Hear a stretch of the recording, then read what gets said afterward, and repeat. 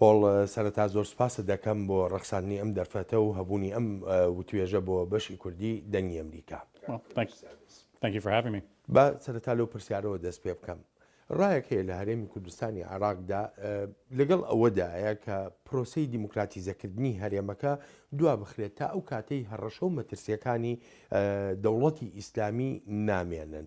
لە بەرامبەریشدا ڕایەکەی پێچەوانەوە هەیە.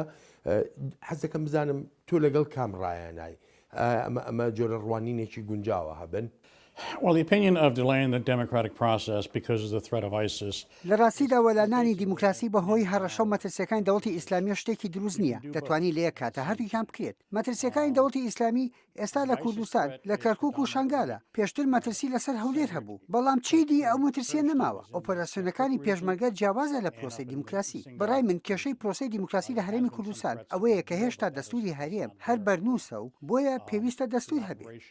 یعنی تۆ لە بڕواایە کە دەستور دەبێتە چارەسەر، بەس متمانە چییە دەستور ببێ بە چارەسەر؟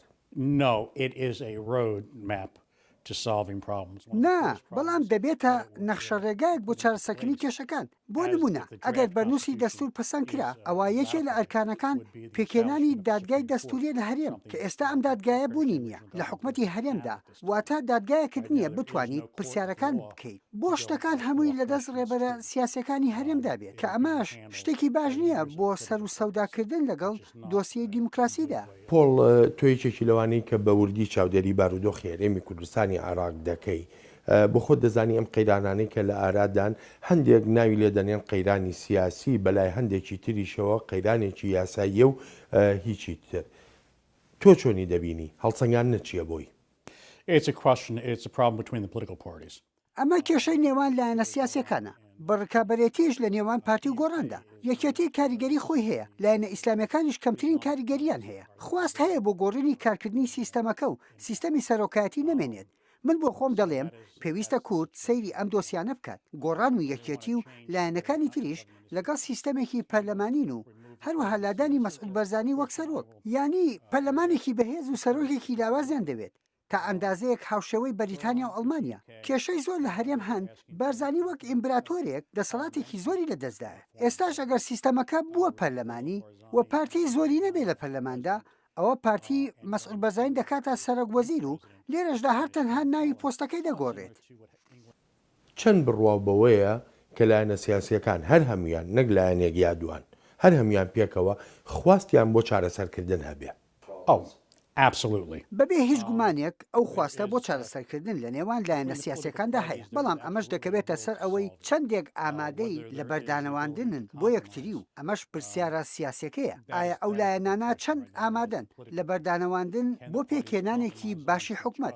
بۆ نمونە با سەیری مێژووی ئەمریکا بکەیت. پێکێنانی حکومت لەسەر بنچینەی ژمارەیەک لە بەردانەواندن بووە لە نێوان ژمارەیە کەسایەتی ئێجگار بەهێزدا کە هیچ تەبان نەبوون لەگەڵ یەکتردا، بۆیە دەکرێت لە هەرێمی کوردستانیش هەمان شت بکرێت. پۆڵ، باست لە مێژووی ئەمریکا کرد، بەڕاستی بۆیە حەزەکەم من پرسیارێکی لەسەر هەڵوێستی حکوومەتی وڵاتی یەکگرتوەکانی ئەمریکا لێ بکەم.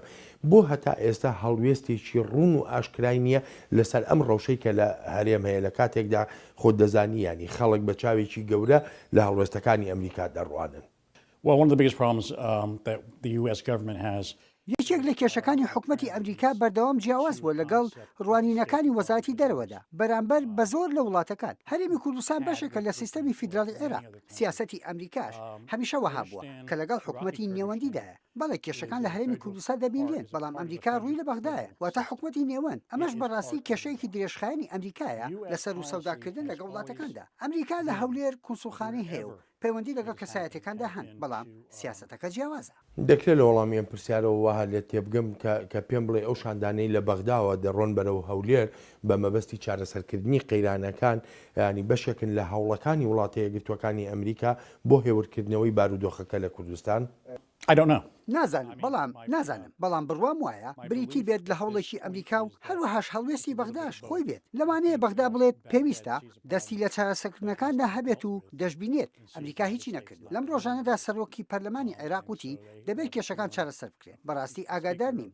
ئایا هەوڵێکی ئەمریکایە و بڵێت بەغدا ئەمە کێشەی خۆتە، یان بەغدا خۆی دەڵێت پێویستە چارەسەری ئەم کێشانەی هەرێم بکەین، چونکە ئەمریکا و وڵاتانی ڕۆژئاوا هیچیان نەکردووە و نایکەن. ئەگەر ئێستا یەکێک لە ڕێبەرانی کورد لێو بپرسێ لای پۆڵ دەیڤس چارەسەر چییە بۆ ئەم قەیرانانەی هەرێم؟ پۆڵ چیان پێڵی؟ The solution is you have to release the past, look to the future. چارەسەر لە دەستبەرداربوونە لە ڕابردوو سیرکردنی ئایندەیە.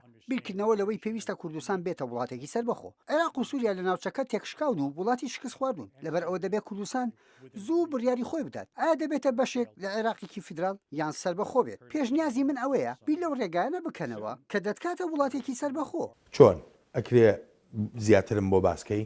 The first thing is you have to solidify certain allies. کەم شت ئەوەیە خۆت بەهێز بکەیت. ئەو جا ویلایەتە یەکگرتوەکانی ئەمریکا بێتە سەر خەت و بڵێت بەڵێ ئەگەر ڕادگەیاند ئەوە پشتیوانی دەکەم. با بگەڕینەوە سەر مێژوو لەگەڵ ئیسرائیلدا هەروەها بووە. یەکەم وڵاتدانی پێدانا ئەمریکا بووە. پێویستە جۆرێک لە هاوپەیمانەتی لەگەڵ تورکیادا هەبێت. پارتی پەیوەندیەکی بەهێزی هەیە لەگەڵ ئەنکەرەدا و پێویستە تۆکمە بکرێت. پێویستە ڕێگەیەک هەبێت بۆ هێنانوبردنی کەرەستە و کەلوپەل و بەرهەمەکانی تر. کاتێ لە بەغدا جیا دەبیتەوە. ئێستاش ئەو ڕێگای هەردووشیە. ئەی ئێران ینی پێ دوایە ئێران ببێتە فاکتەرێک بۆ هاوسەنگی لە نێوان ئەم هاوکێشەیە کە پێی دەوترێ هاوکێشەی دروستکردنی دەوڵەت؟ Iran is, well, if we take a look at the ئێران ئەگەر سەرێکی چۆنیەتی سەوداکردنی تاران بکەیت لەگەڵ کوردانی وڵاتەکەی خۆیدا پەژاک و لایەنەکانی تریش بۆیە باوەڕ ناکەم ئێران بێتە هاوپەیمانیشی گرنگ بەڵام لە کۆتاییدا لە هەندێک بواری دیاریکراودا هاوبەش دەبێت چۆن دەبێت نازانم بەس ئەوەشمان لەبیر نەچێت ئێران بیرکردنەوەیکی قورسی شیعەگەرایی هەیە و زۆرینەی کوردی سوونن کورد لە ئێران هاوڵاتی پرەدووە و زۆر شتی تریش وەک فارسەکان بەرەنگاری پێکهاتە نەژادەکانی تر دەبنەوە هەر بۆیە لەوانەیە کورد زیاتر زەمینەی هاوبەشی لەگەڵ تورکیادا هەبێ وەک لە ئێران. پۆڵ هەر لەبارەی دەوڵەتی کوردیەوە هاوسۆزیەک هەیە لە نێو هەندێک لە وڵاتانی جیهاندا سەبارەت بەوەی کە کورد سەربەخۆیی خۆی هەبێ کورد ببێ بە دەوڵەت.